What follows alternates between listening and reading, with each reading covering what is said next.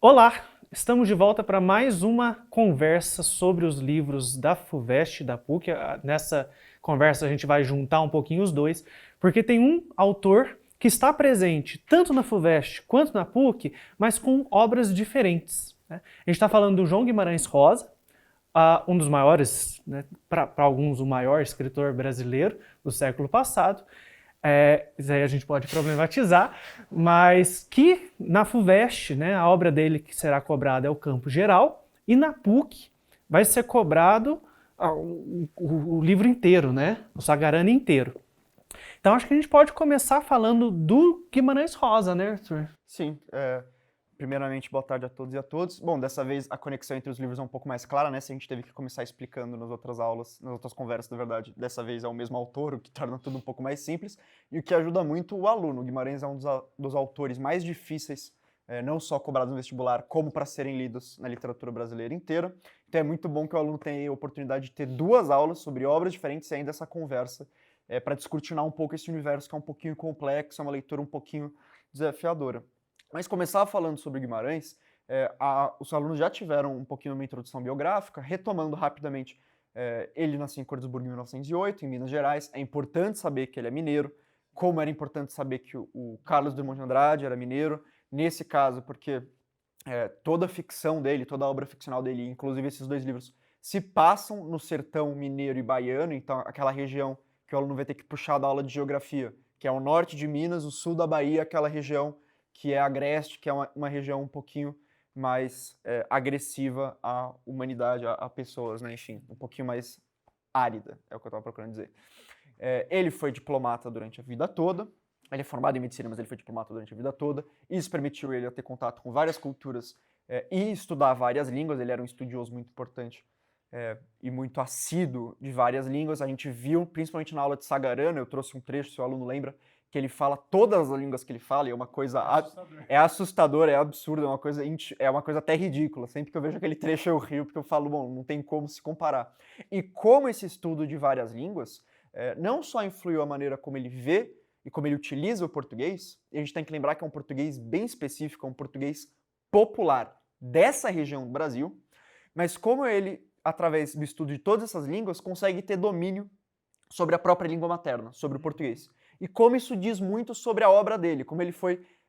e também essa biografia, né? Ele foi um homem que viajou o mundo inteiro, ele foi embaixador ou exerceu cargos diplomáticos na China, na Índia, na Itália, na França, na Alemanha, e como ele passou a vida inteira escrevendo sobre um lugar, né? Ele não foi escrever sobre essas viagens que ele fez, não, ele estava escrevendo sobre o mesmo lugar em que ele nasceu, um lugar que ele nem habitava mais, e como tanto essa relação dele com línguas estrangeiras, quanto essa biografia de um homem que viaja mas escreve sobre um lugar, diz muito sobre a obra dele.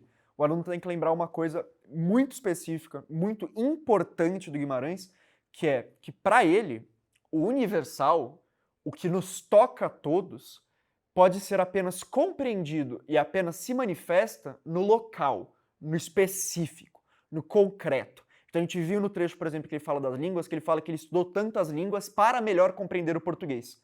Isso causa uma relação um pouquinho complexa, que o aluno vai ter que lembrar que eu mencionei, em que todas essas línguas estão incluídas no português, e o português está incluído em todas essas línguas. Assim como o sertão do Guimarães Rosa é o mundo, e o mundo é o sertão do Guimarães Rosa. Ele está falando, no fundo, sobre todas as línguas, sobre todas as culturas, sobre nós todos, sobre toda a humanidade, através de personagens muito específicos, localizados numa região geográfica muito específica, mas que nós não podemos nos deixar enganar. Não é um regionalismo, por exemplo, como a gente viu quando a gente estudou o Graciliano Ramos, em que é uma situação bem específica, numa sociedade bem específica, meu Deus, o Graciliano, eu vou confundir o nome dele sempre, e o Graciliano, é muito parecido, e o Graciliano, é GR os dois, né, que absurdo, e o Graciliano, não vão se confundir, alunos, na hora de escrever a prova, tomem cuidado. E como o Graciliano, ele está, na verdade, acusando, né, ele está ali indicando problemas que uma sociedade específica tem e problemas muito localizados. O Guimarães, apesar da narrativa dele ser localizado, os problemas que ele está tratando são universais. Eu acho que esse elemento da biografia dele, tanto o estudo de línguas quanto esse homem viajador, né, esse homem viajante que escreveu sobre o mesmo lugar, são chaves de leitura muito interessantes para a gente ler a obra ficcional dele. O Guimarães realmente, todas as vezes que... E ele falava, assim, não sei até que ponto é verdade, mas eu acredito que seja, que com coisa de 10, 12 anos ele já falava um monte de língua, né? É assustador. Mas isso que você falou no comecinho, acho que é interessante. Mesmo para quem não for prestar PUC, eu sugiro que veja com cuidado a aula do Sagarana, porque um livro ajuda a explicar o outro. Né? Isso na verdade é para qualquer autor. Né? Em várias das nossas conversas a gente fez referência a outros livros dos autores que a gente estava estudando. Né? Por exemplo, no Drummond a gente, né, fez todo uma comparação, né, com contextualização dentro da obra. Né? Então acho que mesmo para quem não for prestar, e o contrário, né, mesmo para quem não for prestar FUVEST, vale a pena ver a aula do campo geral, porque elas se complementam. Sim, com certeza. Vou reforçar esse pedido, porque, por exemplo, na aula de Sagarana, se o aluno prestar bastante atenção, Sagarana é um livro que traz o estilo rosiano, o estilo de escrever, todas essas figuras de linguagem, todos esses recursos poéticos que ele usa na prosa, de uma maneira um pouquinho mais acentuada do que no campo geral. Então, eu não me limitei só a falar sobre essas características no Sagarana, mas o Sagarana traz isso de uma maneira muito viva. E o campo geral, por sua parte, como é só uma história em comparação ao Sagarana, eu consegui descortinar a história do campo geral de uma maneira um pouquinho mais detalhada. E como o Alex falou, a gente sempre compara o livro um do outro, dois livros, né, ou fases diferentes da mesma obra, e é imprescindível que o aluno, aquele que não conseguir ler os dois livros, né, não for prestar só um vestibular, etc., ou o inverso, assista as duas aulas para entender melhor, entender de uma maneira mais completa possível aquilo que eu digo. Eu me repito um pouco nas duas aulas, mas explorar essas características em duas obras diferentes ajuda você a entender a obra que te interessa. Com certeza. Até porque o Guimarães Rosa não é fácil, né? É um pouco. Eu leio o Guimarães Rosa todas as vezes com o dicionário do lado, porque é um vocabulário assim, muito complexo, igual você falou, né? Ele faz um estudo linguístico muito grande. Acho que talvez a gente pode até começar por aí, aprofundar um pouco isso, né? Ele junta várias línguas para criar uma língua dele. Tem uma entrevista em que ele deixa bem claro assim, olha, o meu ponto de partida é o português brasileiro. Né? Ele fala isso muito, e mais especificamente o português do sertão mineiro. Mas ele fala, mesmo assim, eu junto coisas de todas as línguas que eu conheço, e de algumas que ele conhece mais ou menos, outras que ele conhece bem fundo, e de coisas dele, né? Ele vai criando muitas e muitas e muitas palavras. Parece que, igual você falou, essa criação, o neologismo dele está mais presente no Sagarana do que aqui, mas aqui também, né? No Corpo de Baile. Mas aí também, o Sagarana, o aluno vai lembrar que o próprio título, né? Saga é uma palavra em alemão, Rana, desculpe, é uma palavra em tupi, ele junta as duas para formar uma palavra em português que até aquele momento não existia e que tem um significado bem específico, né? Como uma lenda. Essa entrevista que o Alex falou, um breve parênteses, eu recomendo ao aluno que veja, é a entrevista da Alemanha, não é? Creio que sim, É uma entrevista clássica do Guimarães. Tem 6 minutinhos, gente. Dá pra achar no YouTube, é fácil. Se você jogar em Guimarães Rosa, entrevista no YouTube, vai ser a primeira entrevista que vocês vão achar, é para uma televisão alemã, mas tem tradução simultânea e o Guimarães fala em português, então não tem nenhum problema. Mas, voltando às questões estilísticas do Guimarães. Aqui o aluno vai ter que realmente decorar alguns recursos que o Guimarães usa para saber exemplificar eles ou identificar eles na prova. Assim como o Machado tinha aquelas características que era metalinguagem, digressão e ironia, aqui no Guimarães a gente vai ter. E eu expliquei um por um na aula de Sagarana, por isso eu peço que vocês assistam as duas aulas, mesmo quem não vá prestar PUC. Neologismo, oralidade, neologismo, oralidade, regionalismos, arcaísmos, rimas internas e rimas externas, trechos metrificados. São 6 aí recursos, se eu não me engano são esses 6, se faltam me desculpe, mas esses são os 6 principais, que de certa forma se confundem, às vezes é mais do que um, então, por exemplo, é possível que a gente ache um arcaísmo, que é a utilização de uma palavra antiga, que ele vai usar não só para empolar o texto, o Guimarães ele sempre usa as palavras de uma maneira muito precisa. Se ele bota um arcaísmo, se ele usa uma palavra ali que não é usual, nem no tempo em que ele está escrevendo, nem na década de 40, 50, é porque ele acha que aquela palavra ou expressa melhor o que ele está falando, ou vai criar uma sonoridade que é mais interessante, talvez rime com alguma coisa, sempre procure alguma coisa aí. Mas às vezes existe, por exemplo, um arcaísmo que é um regionalismo. Às vezes ele está usando uma palavra que é utilizada no sertão, uma região campestre, uma região rural. A gente sabe que as mudanças linguísticas normalmente são mais lentas na região rural, então é capaz que ele esteja usando ali uma palavra que é utilizada no sertão, mas que também é um arcaísmo. Às vezes ele vai estar usando um neologismo que pode ser um regionalismo, que é alguma palavra ali que não existe dicionarizada, não existe num dicionário formal, no Aurélio, no Roais, mas que as pessoas daquela região utilizam.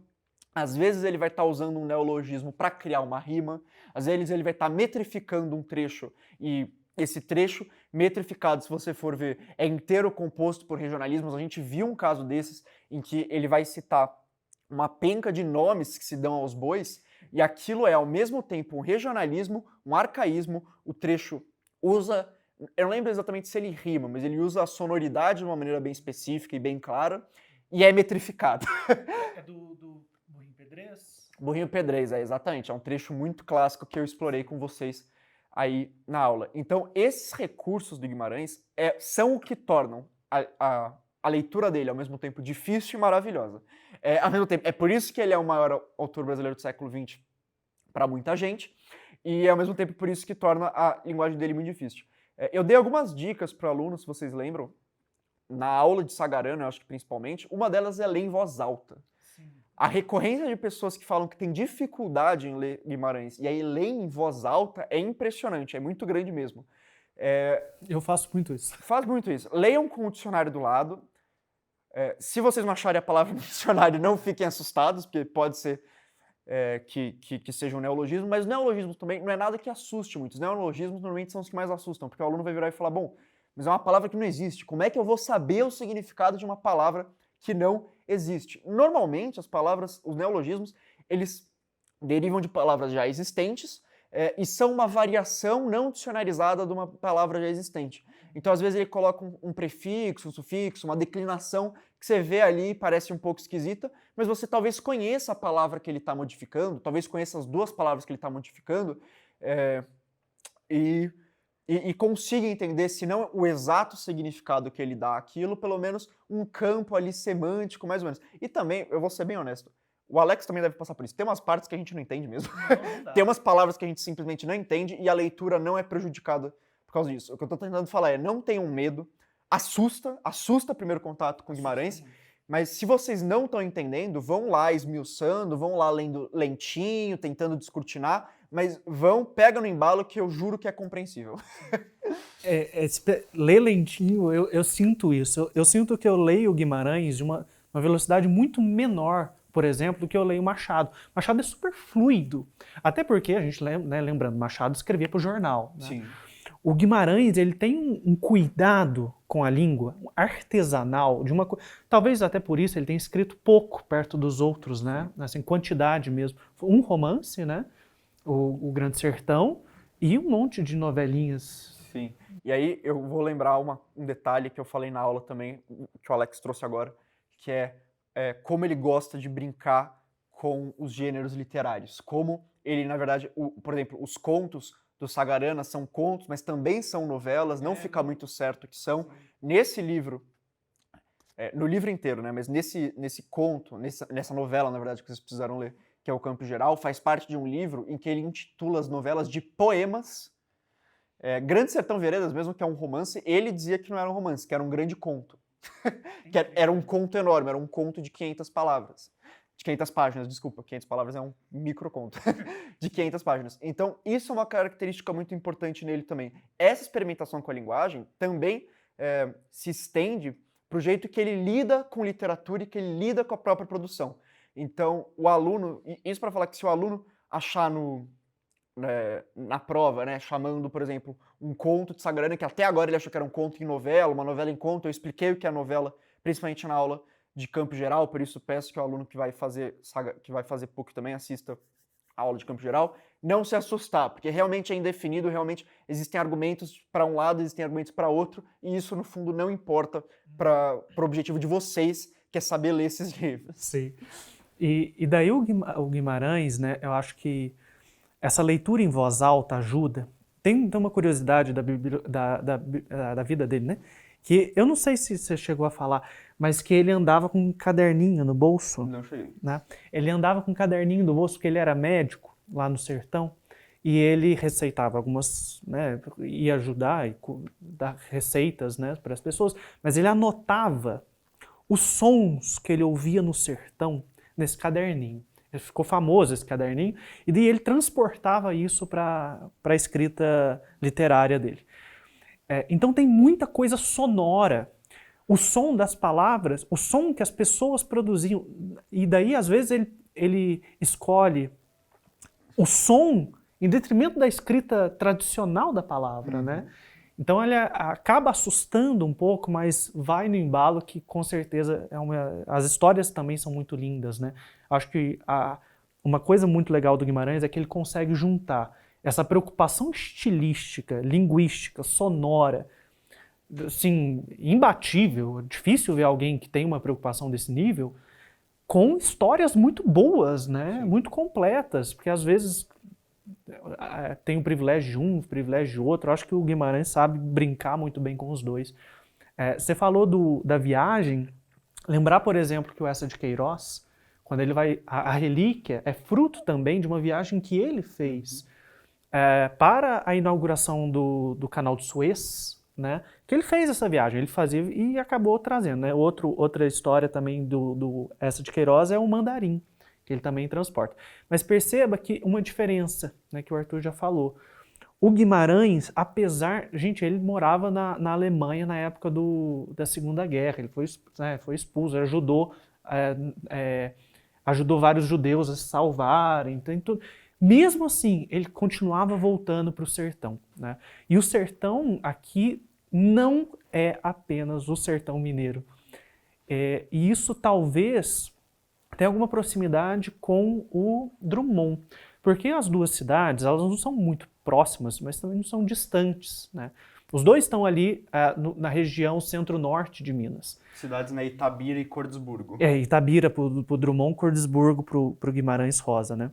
E os dois ficam remetendo a essas cidadezinhas pequenas, mas eles não remetem a essas cidades para contar a história dessas cidades apenas, né?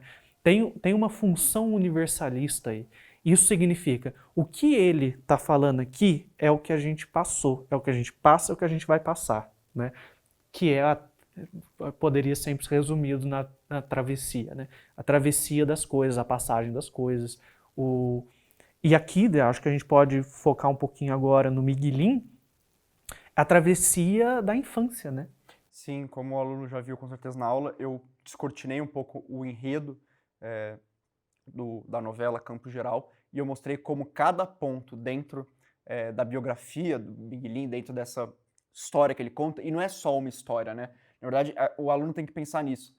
São vários episódios dentro dessa história do Miguelin e ele é o centro. A única coisa que mantém esse fio coeso é o fato dele estar ali, das coisas acontecerem com ele. E como cada evento que acontece, cada fato, o tio dele sendo expulso, ele começando a ajudar o pai dele na lavoura, o irmão dele morrendo, ele ganhando os óculos, como cada uma desses acontecimentos na vida dele são etapas do crescimento de uma criança.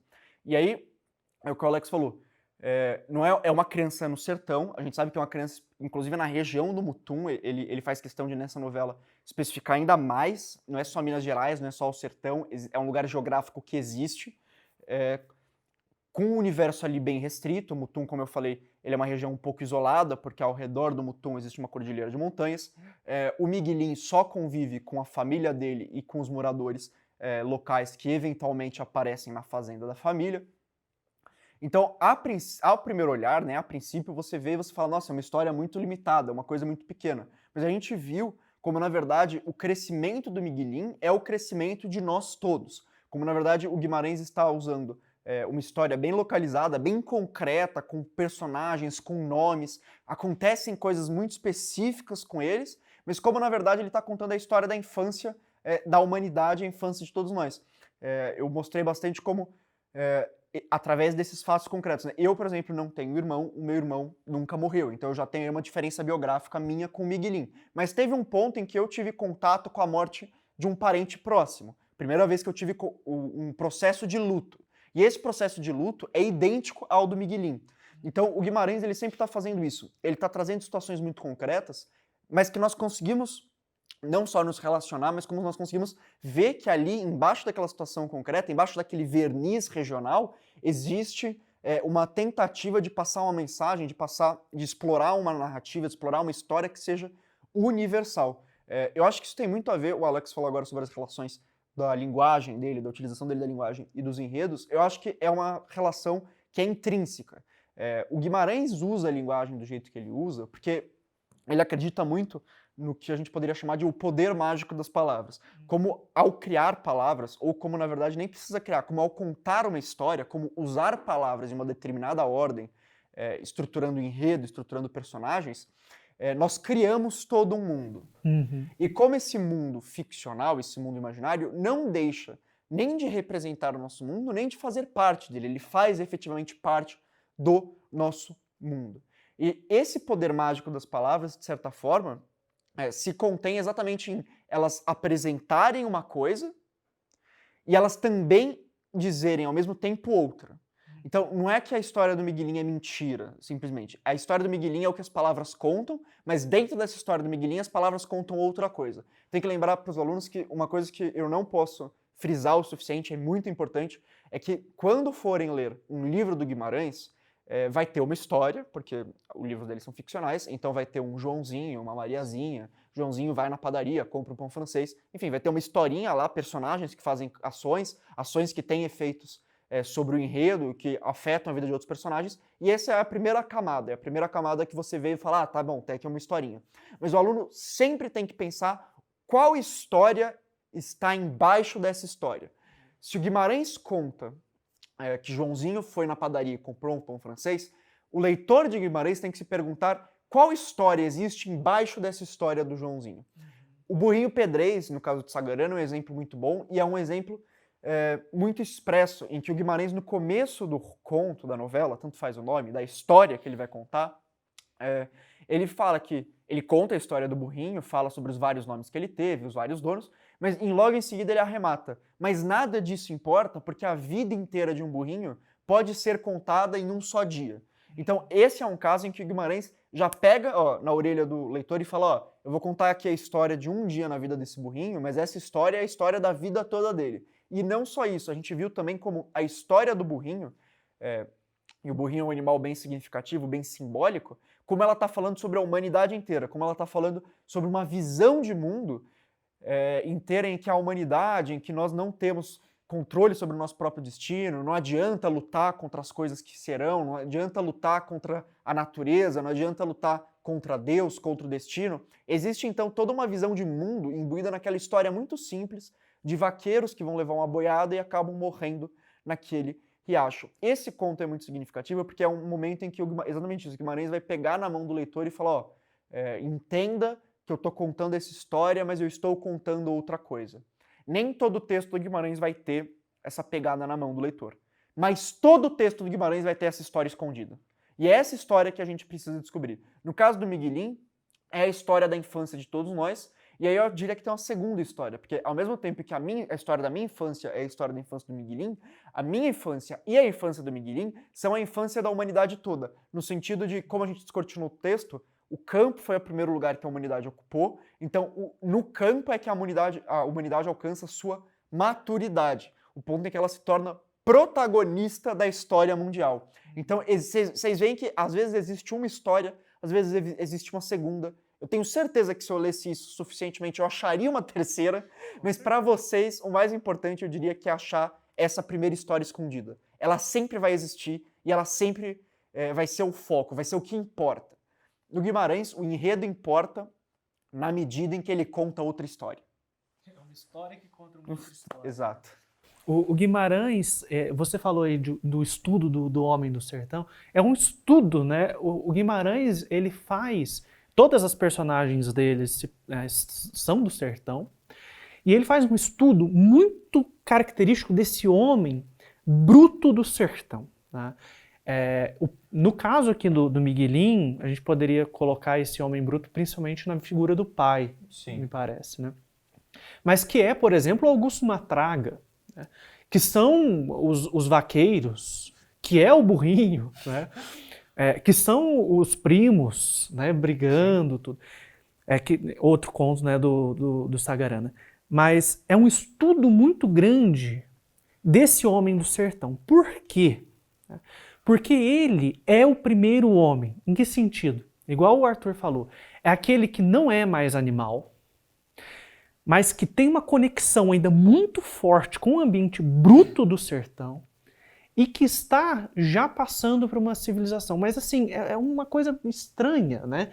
É um homem diferente do homem da cidade. É o homem da natureza, né? É a infância do homem no sentido de que este homem do sertão, ele ainda tem que lutar contra condições naturais, que se você mora, por exemplo, em São Paulo, no Rio de Janeiro, em qualquer metrópole, já não são determinantes da sua vida, mas para eles são.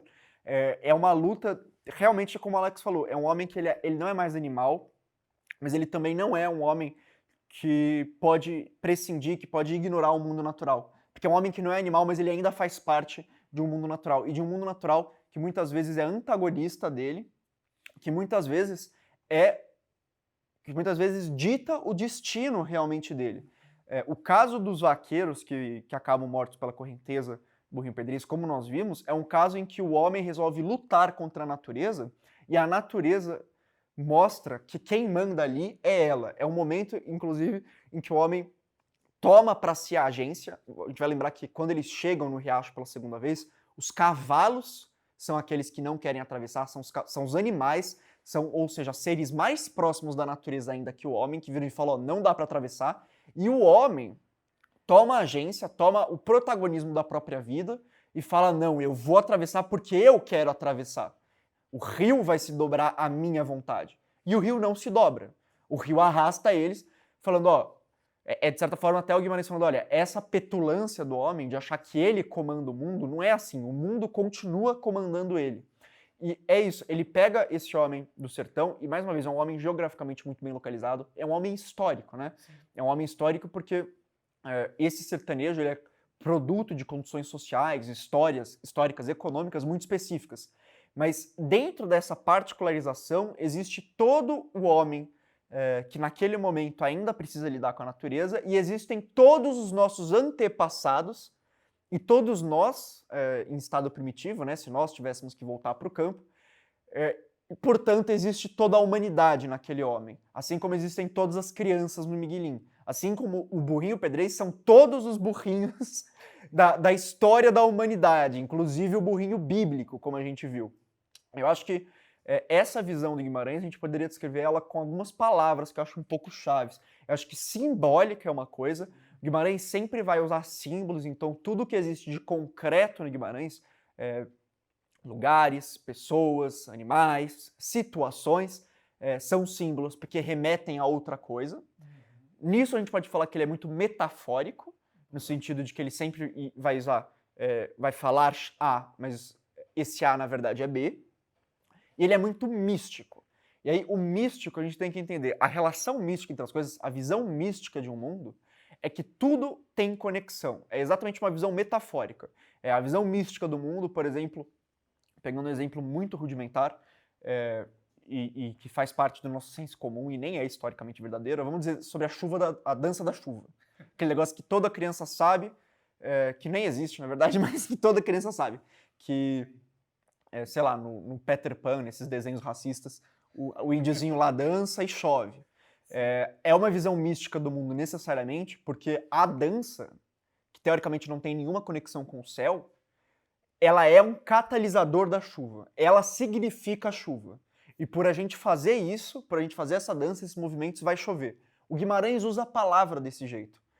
Porque ele cria novas palavras e porque ele ordena as palavras em certa ordem para criar um enredo, para criar personagens, como eu falei, ele está criando um mundo e ele está criando relações de significado entre a história dele e o mundo real. Entre a história dele e nós. Entre a história dele e a realidade.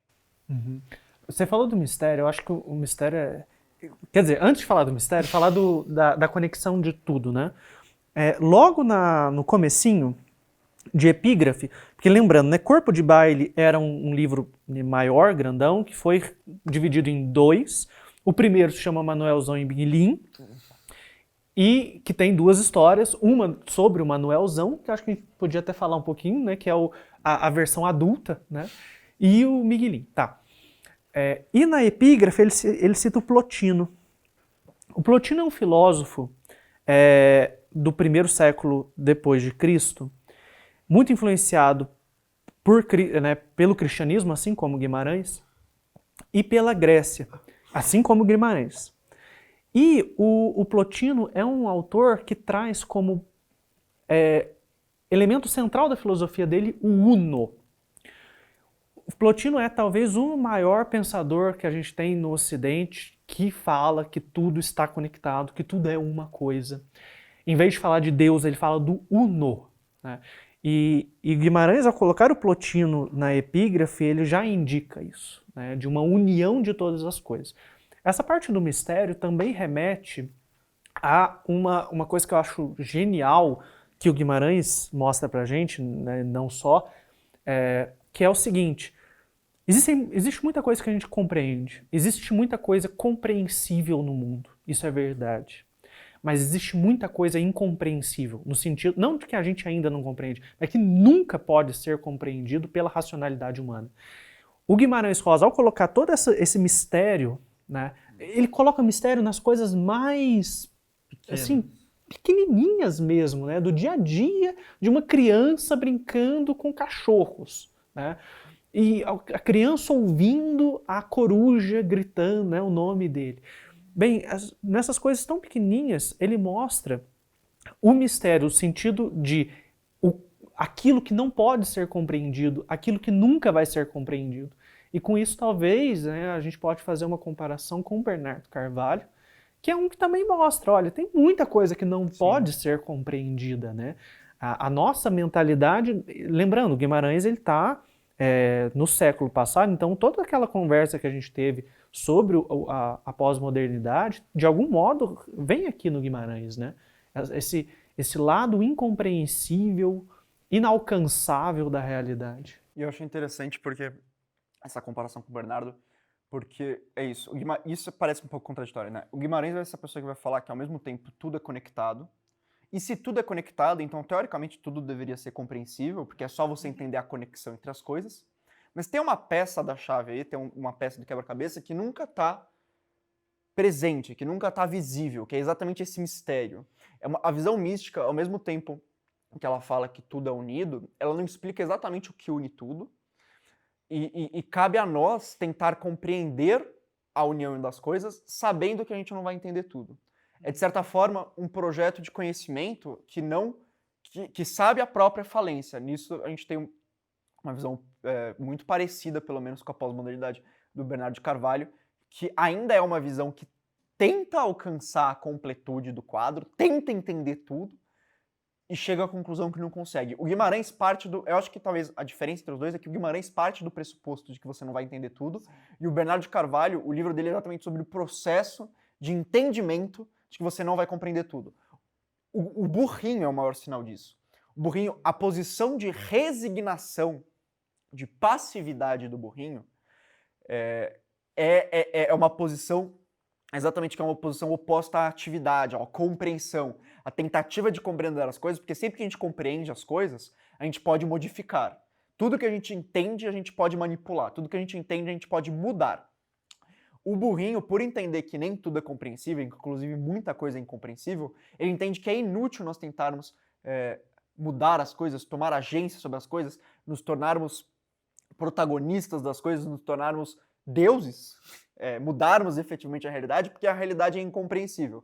Nisso a gente tem uma visão, inclusive, bem conservadora do mundo, né? Uma visão bem estática, uma visão em que se você não... A visão mística, normalmente, ela não é propensa a grandes transformações sociais, porque ela exatamente se limita a falar que nem tudo é compreensível, você parte desse pressuposto, e se nem tudo é compreensível, as coisas estão fora do seu controle. E se as coisas estão fora do seu controle, você não consegue mudar as coisas.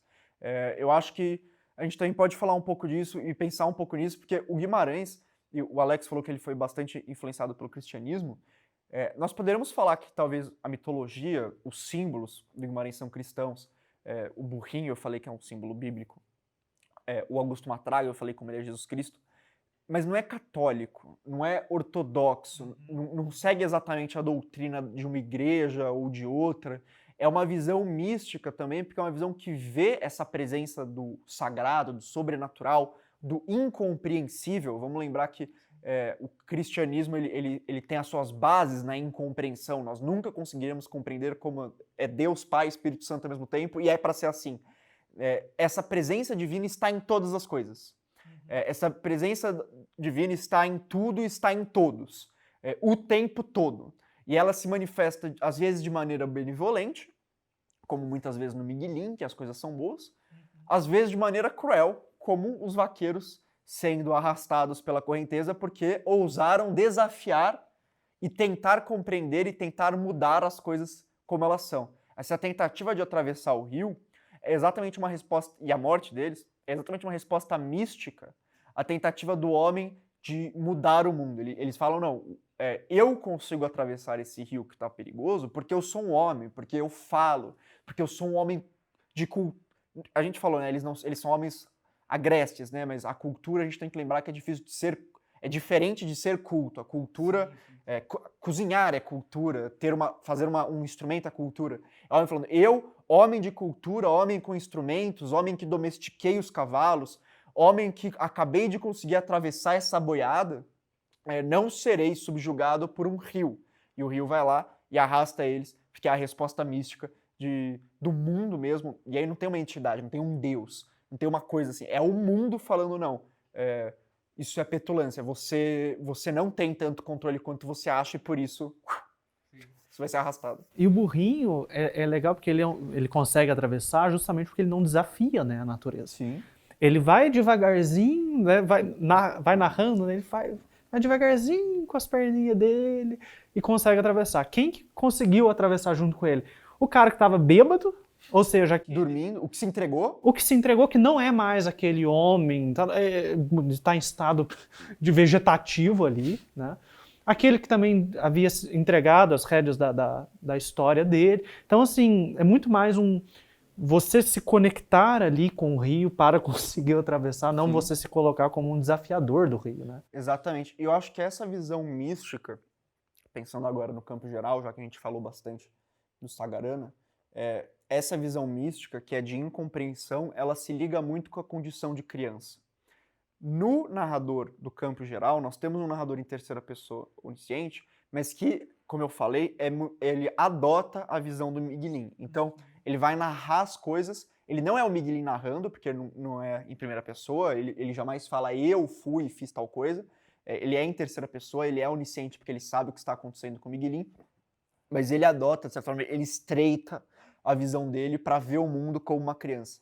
E todo mundo vai lembrar que quando você é criança, as coisas são incompreensíveis e você toma contato com as coisas pela primeira vez. Você, inclusive, às vezes faz conexões que você cresce, você fala, nossa, quando eu era criança eu achava que X gerava Y, e é uma conexão super louca que você fala, nossa, isso não faz o mínimo sentido. Isso, de certa forma, é essa incompreensão e é uma visão mística porque conecta coisas que aparentemente, ou à primeira vista, são desconectadas, mas que para essa visão, para esse conhecimento de mundo, elas não são. Então, um exemplo muito grande nisso é quando o Miguelim passa pela tempestade e acha que vai morrer. Na aula eu falei que eu não tinha como explicar essa conexão, e eu inclusive gaguejei um pouco para falar, ele tem uma tempestade, talvez ele tenha visto bichos morrendo, talvez a árvore tenha sido arrancada, talvez só seja a primeira vez que ele notou que existe uma grande ameaça da natureza que pode acabar com ele, mas o ponto é que depois da tempestade ele tem absoluta certeza que ele vai morrer.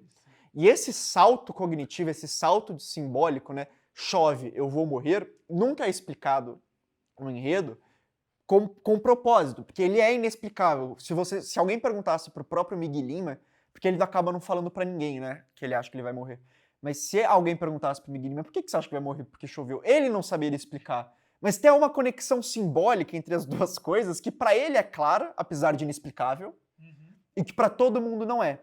E esse processo de crescimento do Miguelim, principalmente o desfecho em que ele bota os óculos, de certa forma é uma tomada de consciência e é um processo de amadurecimento em que Vamos pensar mais uma vez nesse ato simbólico de botar os óculos. Já que a gente já falou que o Guimarães nunca...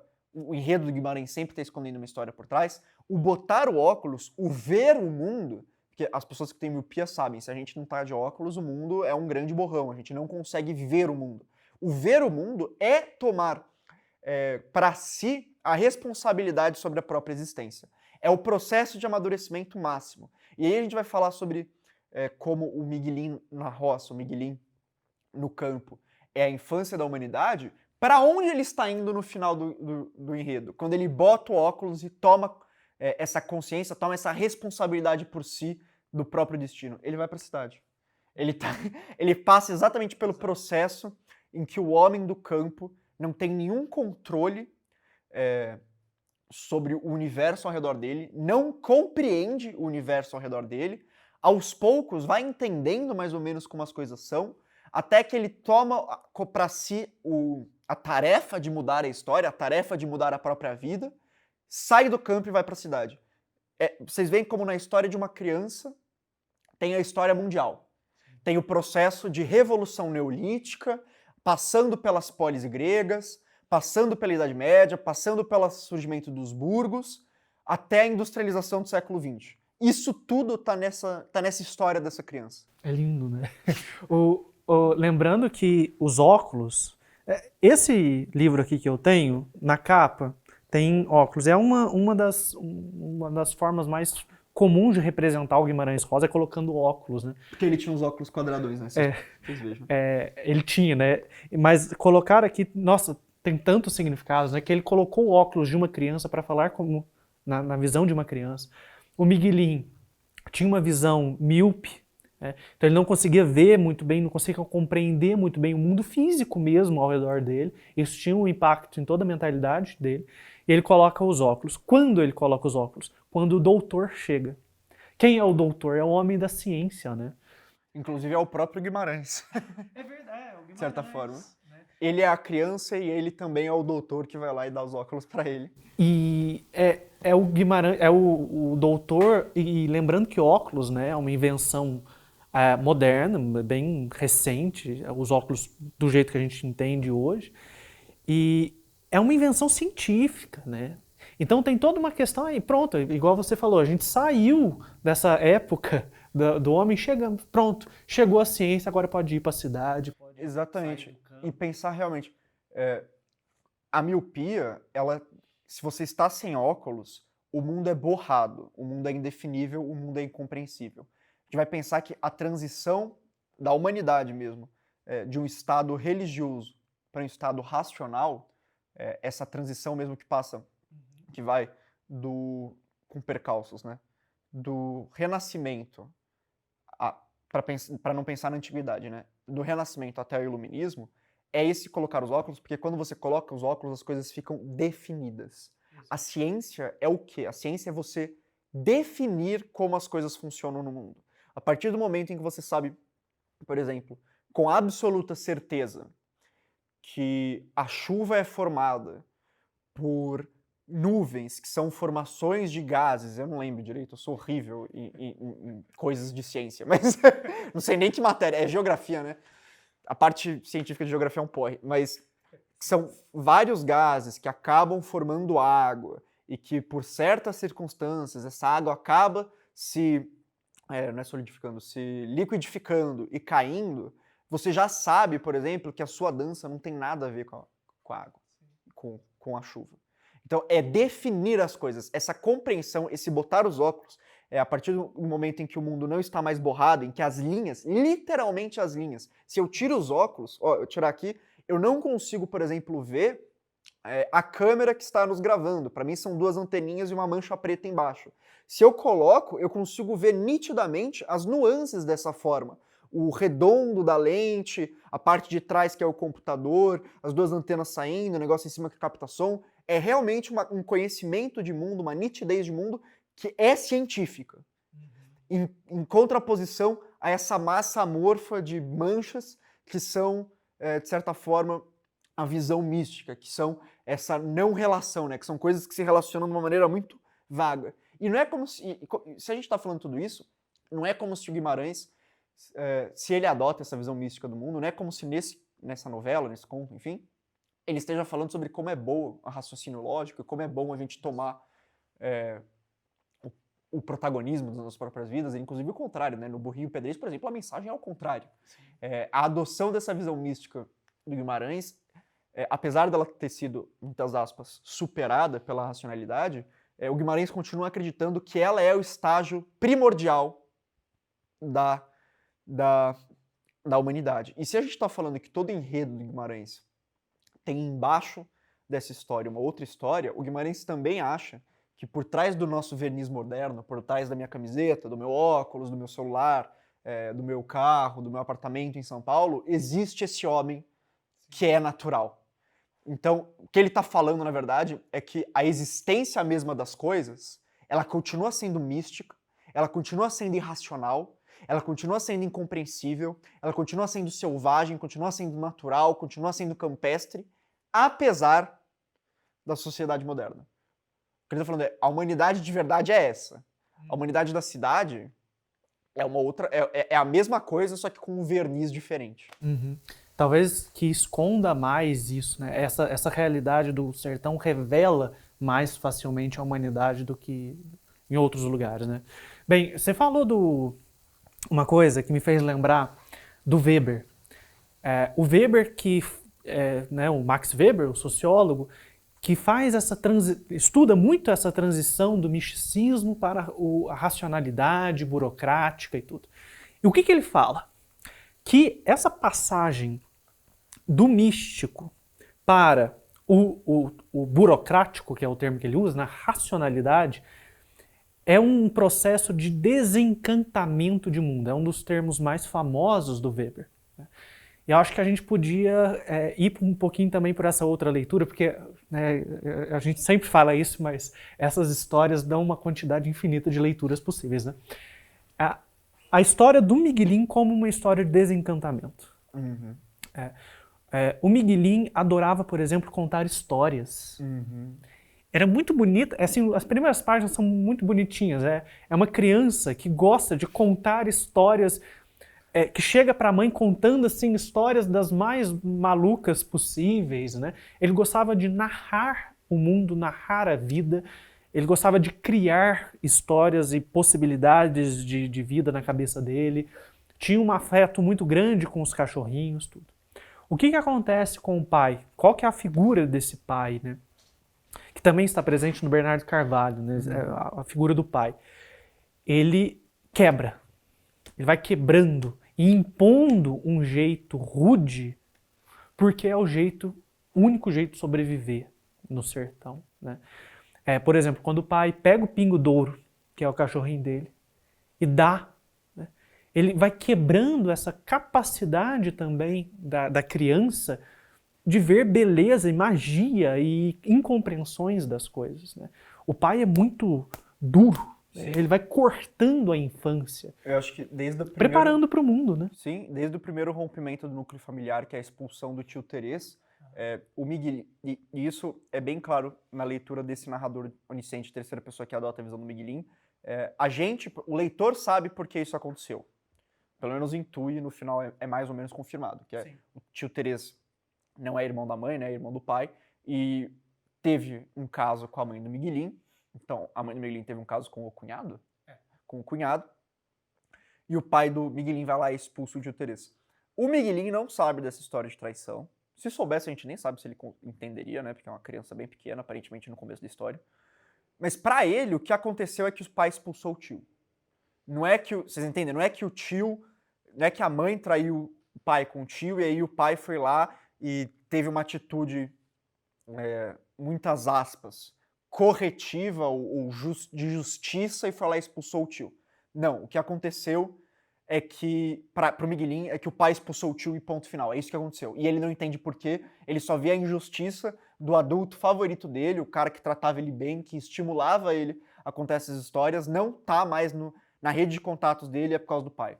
O primeiro contato que o Guilherme tem com o mundo do trabalho, que é ele levando comida pro pai dele, também é por causa do pai. E esse primeiro contato com o mundo do trabalho, vejam bem, aquilo que eu tinha falado sobre cultura, também a gente poderia dizer que é o primeiro, ou pelo menos um dos primeiros contatos do Miguelin com o mundo de cultura, com o mundo em que ele tem um papel social específico dentro do núcleo familiar e que para manter o status dele, ele precisa exercer uma tarefa que foi imbuída por ele e por outras pessoas. Ele participar da produção econômica da família é ele integrando um papel que é de cultura, que é de você ser um auxiliar dentro da produção de alimento. Então já tem aí e é agressivo. É muito agressivo, porque ele, que era uma criança que ficava lá só brincando, caçando passarinho, falando com o irmão, contando histórias, se divertindo, uma condição que é realmente que todos nós já vivemos e que realmente é primitiva. É o homem antes dele fazer parte de uma sociedade onde ele tem um papel que precisa ser cumprido e ele não pode falhar nesse papel e etc. E é muito agressivo porque ele não sabe direito porque aquilo está acontecendo, ele não sabe direito por que ele precisa levar comida para o pai, mas ele intui que essa transição não vai ser boa. Ele intui que ele está sendo sacaneado, porque ele está saindo de um estado que, para o Guimarães, eu acho que o Guimarães vê com certa positividade, que é um estágio primitivo de gozo, de aproveitamento da vida, de beleza nas coisas, de encantamento, para uma realidade que é de desencantamento, de trabalho, de sacrifício, de problema, de pressões. E eu acho que a história inteira é nesse campo mesmo, é marchando rumo ao desencantamento, que eu não sei se dentro do enredo se completa exatamente, porque mesmo quando ele bota o óculos, existe um certo encantamento. E esse final do livro, que é tão bonitinho, que é ele botando o óculos indo pra cidade, eu vejo como estupidamente melancólico, assim. Porque ele está indo para um lugar, ele está saindo... Vocês frequentam a escola. Vocês frequentam a escola. Ele está saindo de uma vida livre na fazenda dos pais para ir para a escola. Alguém acha que essa transição vai ser, no mínimo, suave? A continuação de Miguelin 2, muito mais Miguelin, seria muito triste. Miguelin 2. Com certeza, eu acho muito triste, né? Eu acho que a história inteira do Miguelin é uma história muito triste. Tanto por ser uma criança que desde o começo ele é melancólico, né? O tempo todo achando que vai morrer, que ele não vale nada, tudo. E as coisas que vão acontecendo com ele, né? A morte do irmão, que é um ponto de culminação da tristeza. E assim, gente, para quem tem coração para sentir, na hora que o Dito morre, 3 páginas depois, o pai, pela primeira vez, vai buscar laranja e mostra que se importa com o Miguelin. E na linha seguinte ele morre. Nossa. É uma coisa assim, indescritível, né? É só lendo mesmo, só o Guimarães para conseguir fazer uma coisa tão bonita e tocante daquele jeito. Mas, colocando nessa leitura sua, que eu acho muito legal, a figura do irmão. Porque ele exerce um papel muito importante. O Dito é mais novo do que o Miguelin, né? Apesar disso, o Miguelin vê no Dito uma sabedoria muito grande. O Dito é aquele que consegue transportar esse mundo totalmente incompreensível dos adultos para o mundo do Miguelin. Ele é como se fosse uma ponte dos adultos para o Miguelin. Tanto que quando você fala aí do tio, tem uma hora que o Miguelin, o pai, pelo jeito, assim, não fica muito claro. A gente tem que lembrar que é muito parcial, né? O tempo todo aqui, a gente olhando com os olhos do Miguelin. A gente não sabe muito bem o que acontece, o Dito vira pro Miguelin e fala: papai tá batendo em mamãe. Ele vai lá, se coloca na frente da mãe, apanha pela mãe, porque ele sabe que alguma coisa está errado ali, como assim, o pai não pode bater na mãe, mas e daí o Dito vai explicando para ele por que essas coisas estão acontecendo, por que o tio, que era tão bonito, era tão maravilhoso na vida do Miguelin, na verdade ele tinha um papel de desintegração mesmo do núcleo familiar, né, tudo. O Dito, então, faz essa comunicação. O Dito é visto como sábio, né? O Dito é visto como como aquele que realmente entende das coisas, que várias vezes mostra, né? Tão novo entendia tanto. podemos, numa leitura mística, falar que o dito, talvez, né, é aquele ser misterioso, um anjo, alguma coisa, que vem na vida do Miguelin transportá-lo para o mundo dos adultos, né? Pegar na mão dele e falar, Miguelin, deixa eu te mostrar como que são as coisas. Sim, o aluno vai lembrar que eu mencionei que nas histórias do Guimarães Rosa, sempre prestem atenção nos mais marginalizados, porque são sempre eles que ou estão com mais justiça, ou quem está certo e sofre porque o mundo é injusto, ou eles são os mais sábios. Então, principalmente os animais, as crianças, o Miguelin é criança, mas o Dito é mais criança que ele, né? Então, os velhos, as crianças, os loucos, os doentes e, esporadicamente, as mulheres. As mulheres acho que são menos. Eu acho que principalmente os velhos, os loucos, as crianças e os doentes, desculpe, e os animais, sempre que aparece um desses nas histórias de Guimarães, é que essa pessoa, que esse ser, é imbuído de uma sabedoria, e são sempre os seres que, dentro de uma perspectiva clássica ocidental, são os mais próximos, e aí, aspas também, da natureza. Sim. No sentido de que o modelo ocidental, sociedade ocidental, é o homem adulto. Sempre foi, né? Patriarcado e caceta 4. Sempre foi. O homem adulto é o mais imbuído de racionalidade, é o que sabe fazer as coisas, é o que vai lá e resolve, é o cientista, é o agricultor, é a pessoa, realmente, o ser que tem voz sobre o próprio destino. Todos aqueles que não têm voz sobre o próprio destino, que são todos esses tipos de personagens que eu falei, são imbuídos de um conhecimento místico, de uma sabedoria, exatamente por eles não acharem, não terem essa ilusão de que são eles que comandam a própria vida, eles não correm o risco porque eles não têm como princípio, né? Eles sempre são tutelados por esse sujeito que é o homem adulto, e por eles terem consciência de que não tem ação, agência sobre a própria vida, sobre o próprio destino, e por estarem, e aí aspas de novo, mais próximos do mundo natural, serem menos racionalizados, e aí a gente vê como o Guimarães está replicando uma visão bem machista, porque ele está falando sobre mulheres também, né? Mas faz parte do conjunto ideológico da obra. Por eles serem mais próximos da natureza, eles têm uma sabedoria que esses homens, que nesse caso aqui pode ser principalmente representado pelo pai do Miguelin, já não tem mais. Já não tem mais porque não é porque eles superaram essa sabedoria, é porque eles se enganam de que eles são mais sábios do que essa sabedoria. Então, o Dito, nesse contexto, o Miguelin também é criança, mas o Dito é mais criança ainda. Essa criança, que é mais criança ainda, que é mais próxima ainda, teoricamente, do mundo natural, do mundo místico, do mundo da irracionalidade do que o Miguelin, tem uma sabedoria superior a ele. E não é por acaso. A mãe também. A mãe do Miguelin, o aluno vai ter que perceber que é um personagem extremamente quieto durante o enredo todo, mas também extremamente rebelde.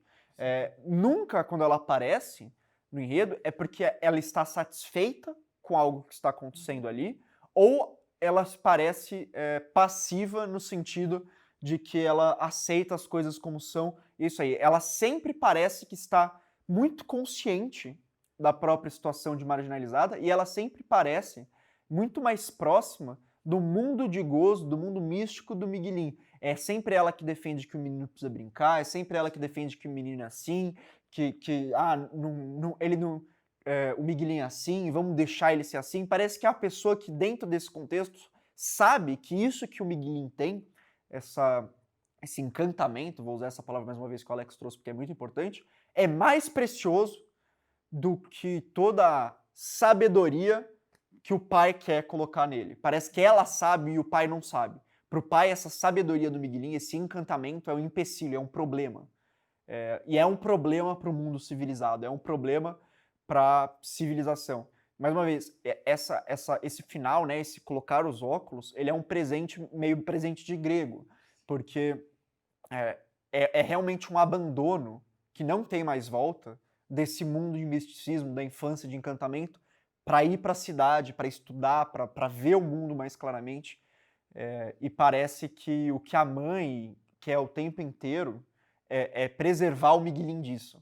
E o Dito, por sua vez, ele, nessa tarefa de tradução do mundo adulto para o Miguelin, ele colabora com o Miguelin crescer, né? Ele colabora com o amadurecimento do Miguelin, mas ele, de certa forma, é um apaziguador Porque é aos poucos. O Miguelin vai entendendo as coisas através das explicações que o Dito dá para ele, através dessa admiração que ele tem pelo Dito. E quando o Dito consegue interferir ali, é menos traumática essa transição. Ao contrário do pai, que é absolutamente traumática, que arranca o menino e fala, agora você vai trabalhar, ou dá o cachorro, que não tem nenhum jeito ali, não tem nenhuma mediação. Sim, o pai parece que... Depois a gente descobre, né, no finalzinho da vida do pai, inclusive, que na verdade, era o único jeito que ele sabia lidar com as pessoas. Assim como ele lidava com a criação, né? Ele lidava com o Miguelin, com a mãe, com a avó Isidra lá, tudo, de um jeito rude, que era o jeito que ele sabia lidar com a plantação, com a criação, com o gado, com tudo, né? De um jeito bronco, né? Muito bronco, né? E o Miguelin sofria muito com isso.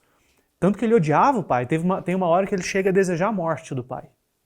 E o pai é aquele que traz para o trabalho. Lembrando que logo depois que o Dito morre, e essa hora, né, esse símbolo da morte do Dito, me parece também que é o primeiro grande símbolo da morte, da infância do Miguelin, né? É a hora que ele deixa de ser criança. E o pai o obriga a ir trabalhar no dia seguinte. E daí ele reclama, fala que não quer, a mãe tenta interceder por ele, né? Essa imagem da Virgem Maria tentando interceder por nós. Não dá certo, né? O Miguelin tem que ir para trabalhar, e aos poucos o Miguelin vai ficando mais bruto. Até que chega um ponto que ele espanca um outro moleque.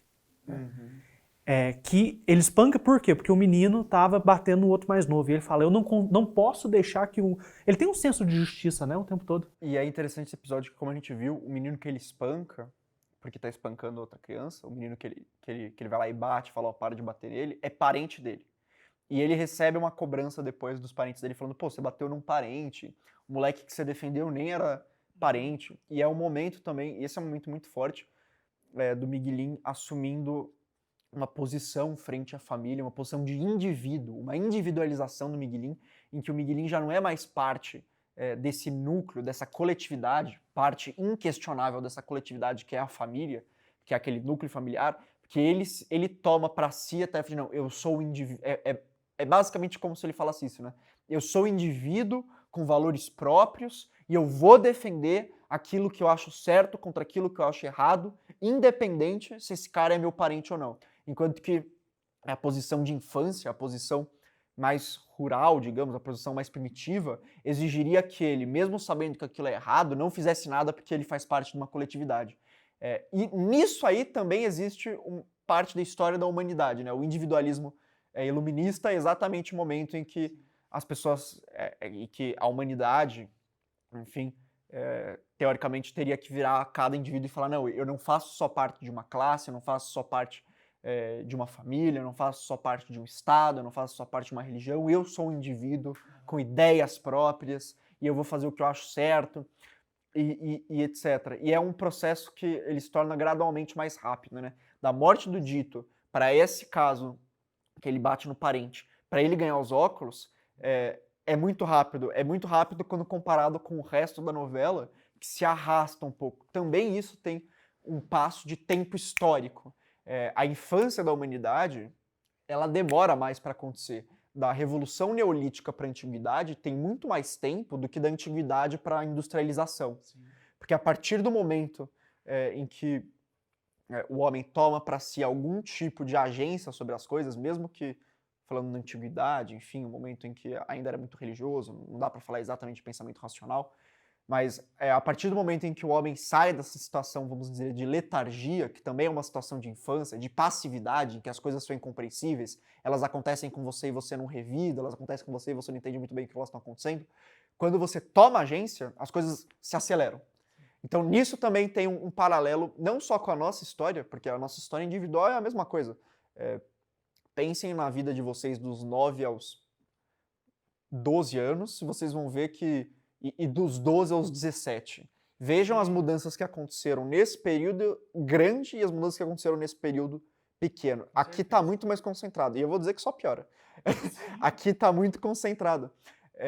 E é nisso, e é bacana isso, porque o Guimarães incorpora isso na narrativa, a aceleração mesmo própria da história que ele está contando repete não só a aceleração da história mundial, como a do indivíduo, porque, mais uma vez, a história que ele conta é a nossa história individual e é a história universal.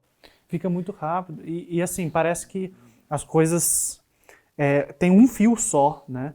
Antes, são várias historinhas, parece que meio que desconectadas, né? Que são conectadas pelo núcleo Miguelin, mas depois fica tudo numa linha só, nessas últimas 20 páginas. Quando você fala de criação de individualidade, é o uso dos óculos, né? Também. Porque você mesmo disse, nossa, a criação de um contorno. Quando eu coloco os óculos, eu consigo ver os contornos dessa câmera. Consigo ver o contorno da lente, o contorno das anteninhas. Eu consigo ver um contorno das coisas. Colocar os óculos em relação a nós, né? É essa criação de individualidade. É eu criar o contorno. Isso daqui sou eu, isso daqui é você. Inclusive, só te interromper, inclusive em relação ao mundo natural, né? Sim. Inclusive em você entender que o fato de chover não vai te fazer morrer. Inclusive você entender que se eu sou separado dele e sou separado da natureza, se eu tenho existência própria, nem tudo que acontecer na natureza e nem tudo que acontecer com ele vai me influenciar. E talvez me influencie, mas vai me influenciar de uma maneira um pouquinho menos orgânica, digamos, natural do que era antes de eu ter consciência dessa separabilidade mesmo, o fato de eu ser separado dele e ser separado do mundo. Isso daí me fez lembrar, quando você fala de separação, né, entre mim, você e o mundo, me faz lembrar muito do Platão, da Caverna do Platão, que também, né, o Guimarães Rosa lia muito Platão, creio que até no original, né, em grego. Provavelmente. Mas o que é aquela saída do homem da caverna? Né? A gente já conversou bastante sobre isso no curso de redação, que essa saída do homem é a saída de um mundo em que ele vê sombras, coisas indefiníveis, indefinidas e também indefinidas. Com relação vaga entre si e parece que é tudo uma coisa só, né? E você usou uma imagem, qual que foi? De um plasma, né? E ele sai dessa caverna e vê as coisas com total nitidez, separabilidade. Então, ele vê as ideias das coisas, cada um tem o seu lugarzinho, cada um tem o seu contorno perfeito, ele se vê como diferente das coisas. Então, há uma separação, né? Essa que é o óculos da razão, né? Que é o óculos do cientista, mas que no Platão é uma coisa assim, fantástica, né? Nossa, é isso que tem que ser. Enquanto no Guimarães mostra, olha, isso é o que acontece, isso é meio inevitável, mas isso tem um caráter muito triste atrás, né, por detrás disso tudo. Sim, e eu acho que a função do dito, que eu tinha falado que ele era de certa forma um mediador dessa transição, mais uma vez, não é porque o dito gosta dessa transição, não é porque, mas o dito parece que apesar dele ser mais novo, ele tem uma compreensão de que essa transição é inevitável. Exato. E ele tenta facilitar, de certa forma, essa transição para o irmão, o que não dá certo, né? O que ele consegue, mas ele morre. E o pai, e nada impede que o pai seja tão brusco e as experiências do Miguelin nesse processo de crescimento sejam tão traumáticas por causa do pai, por causa da morte do dito, por causa da expulsão do tio, por causa da doação do cachorro, enfim, por N número de motivos. Você falou aí do pai bruto, me fez lembrar uma coisa, que a gente já conversou um pouco antes. Como que, apesar de o homem crescido ser diferente do homem criança, tem uma coisa que se mantém, né? Tem uma coisa que é a própria humanidade. O pai, ele é brusco, né? Ele é rude o tempo todo. Mas no último momento, quando o Miguelin tá para morrer, porque o Miguelin fica falando, eu vou morrer, eu vou morrer, eu vou morrer, eu vou morrer, dito morre. Ele corta o pé, né, tétano. E o Miguelin não. E ele fica chorando, lamentando, eu que devia ter morrido e não dito. O pai fala, você devia ter morrido e não dito. Aí, pronto, fica doente, começa a sangrar o nariz. Ninguém sabe o que é, isso o Miguelin. Cai de cama. O pai entra em desespero e fala, Miguelin, o que você quer? Eu quero uma laranja. uma laranja específica. O pai roda o sertão inteiro, não acha a laranja, traz tudo quanto é coisa, menos a laranja que ele quer. E o pai chora pela primeira vez. Mostrando que ainda há alguma coisa do pai, assim, de criança no pai. Né? O homem do sertão, por mais brusco que seja, ele ainda ele tem uma humanidade, ele tem um sentimento. Né? Ele tem não é aquela coisa totalmente, ele não é um animal, Sim, né? Totalmente animal. E esse sujeito que eu falei que teoricamente é o sujeito imbuído de razão, de racionalidade, de agência, a pessoa que tem controle sobre o próprio destino, ela também sofre de incompreensão. Porque a incompreensão do pai em relação ao Miguelin, a incompreensão de um homem que já passou pelo processo de maturidade, que, portanto, já se tornou agente do próprio destino, não consegue entender a condição anterior, a condição da criança. É a condição que ele mesmo já passou.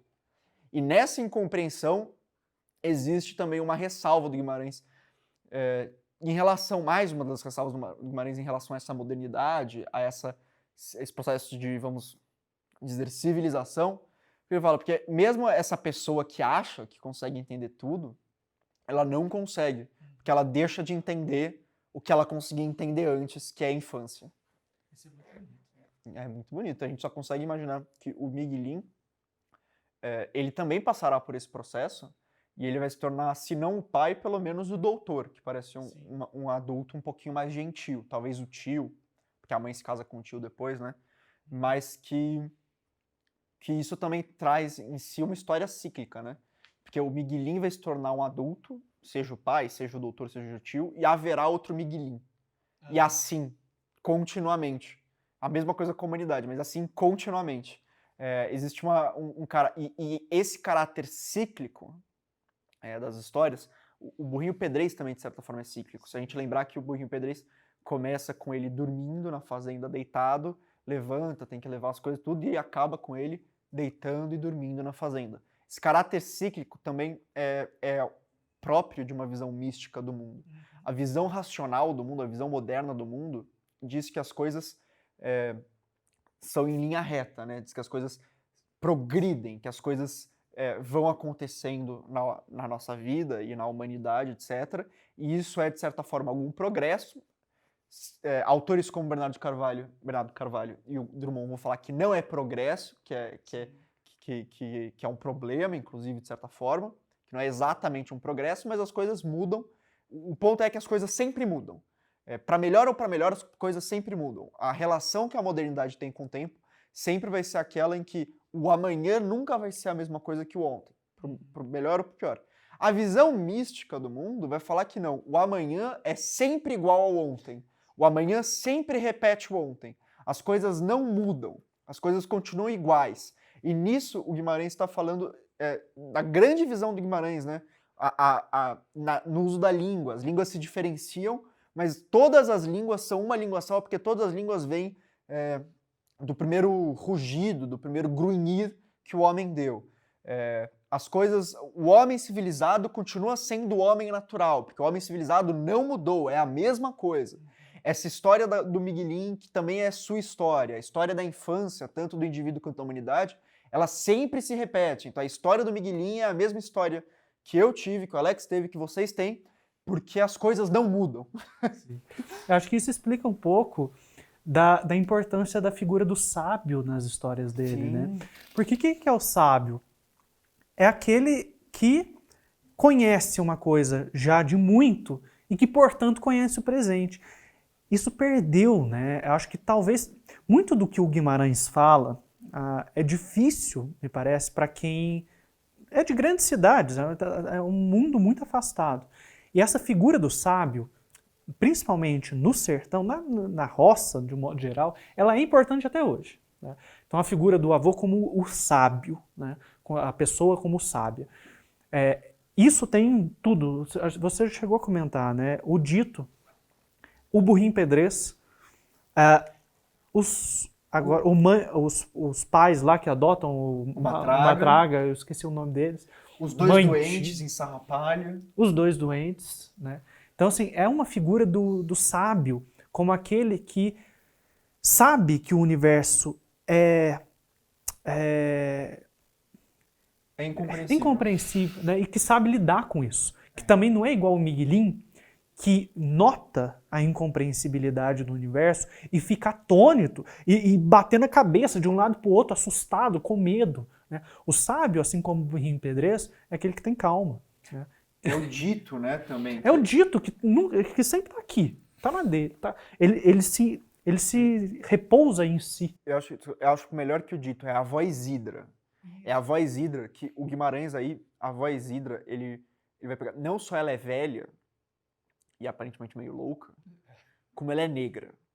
E a gente tem que lembrar que o Guimarães está escrevendo na década de 50 e que dentro desse universo simbólico, pessoas não brancas ainda eram categorizadas ou entendidas como pessoas mais próximas do mundo natural, mais bestializadas, mais animalizadas, etc. Então, a voz hidra é uma, por exemplo, que não nem tenta se fazer entender,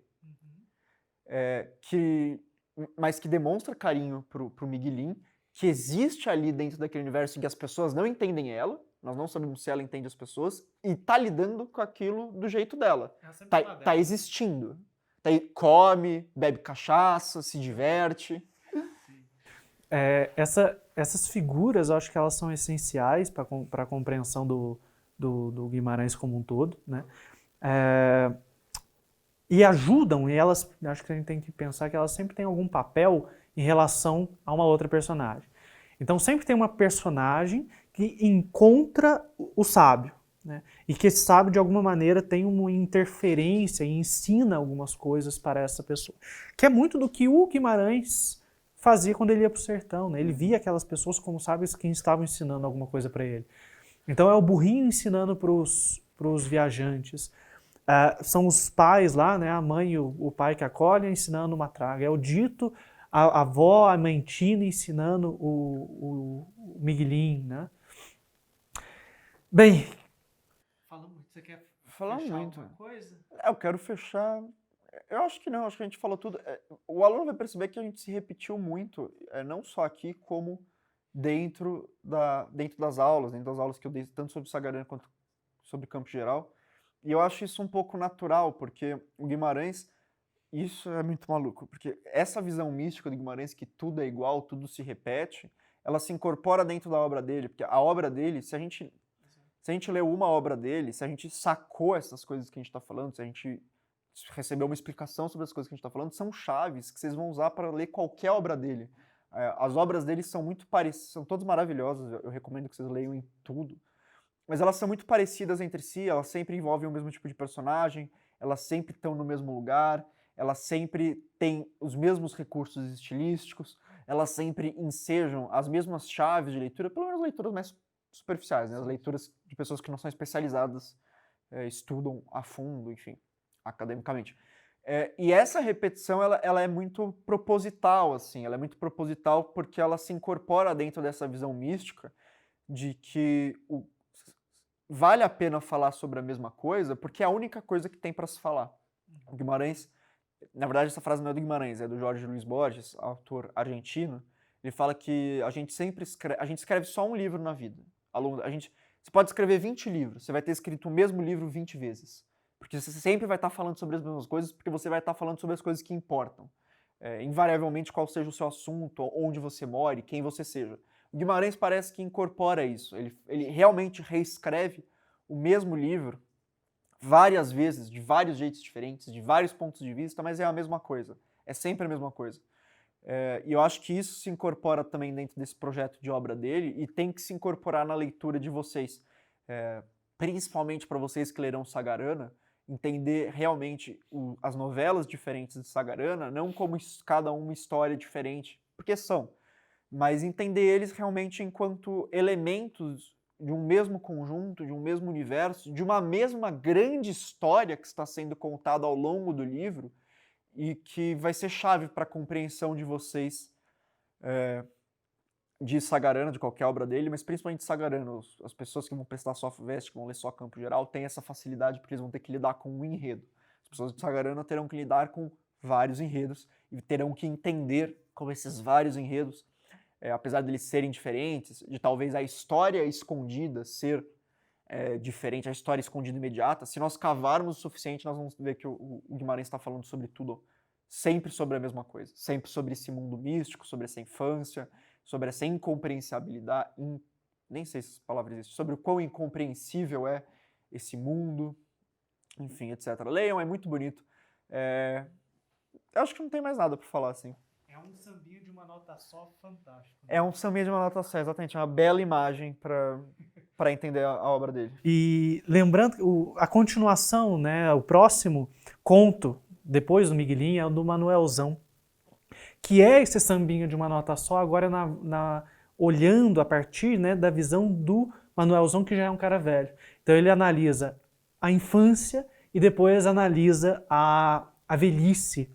Como que, ao mesmo tempo, muitas coisas estão continuadas, muitas coisas. Quais são as pequenas rupturas? Fica a dica de leitura aí, quem sabe logo daqui a pouco você vai passar no vestibular, nas férias, é uma leitura com certeza muito gostosa. Com certeza. É isso, né, Arthur? Muito obrigado. Com isso a gente fecha o nosso ciclo de debates das obras da FUVEST da PUC. Eu agradeci vocês na última aula que eu dei, que foi Campo Geral. Agradeço vocês mais uma vez pela atenção. Espero que todas as dicas que a gente trouxe possam ajudar vocês. Agradeço a você, Alex, agradeço a Mari por ter chamado. E muita boa sorte no vestibular, bons estudos, não se desesperem, façam com calma que tudo vai dar certo. Boa, e a gente se encontra nas interações para tirar dúvidas, hein? Exatamente. Anotem aí, porque o Arthur vai estar aqui para responder um monte de dúvidas. Exatamente. Até lá, gente. Até mais, gente. Tchau, tchau.